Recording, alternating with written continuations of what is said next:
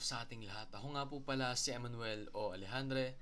Ito po ang aking daily devotion ngayong September 20. And for today, ating pag-uusapan kung ano ang laman ng iyong puso.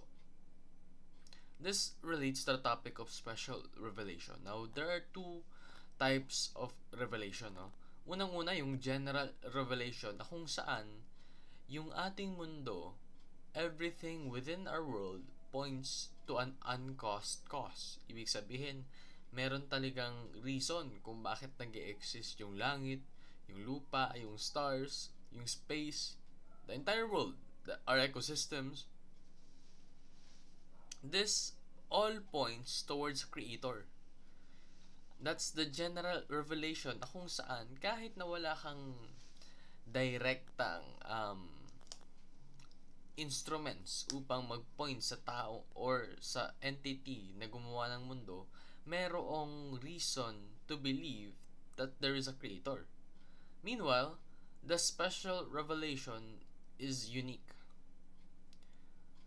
It points to God. It directly proves that God is real and He is the one and only true God. Sabi nga po sa Hebrews chapter 1 verses 1 to 3, in the past, God spoke to our ancestors through the prophets at many times and in various ways.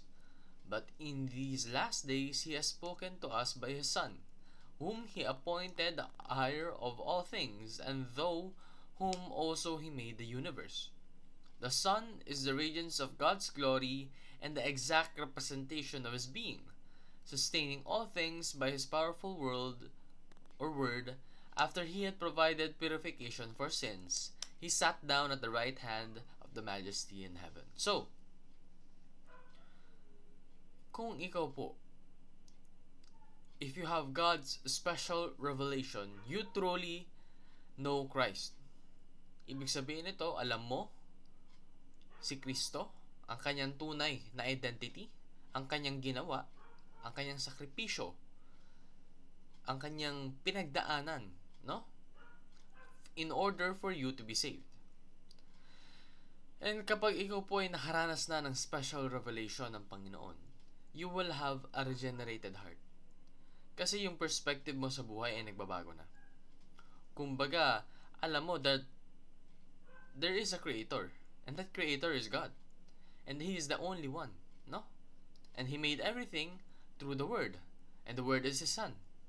So you have acquired true knowledge, and through that true knowledge, totoong kaalaman, you have developed this new mindset that is guided by the Holy Spirit, therefore making you have a regenerated heart, a heart that knows how to act in accordance to God's will.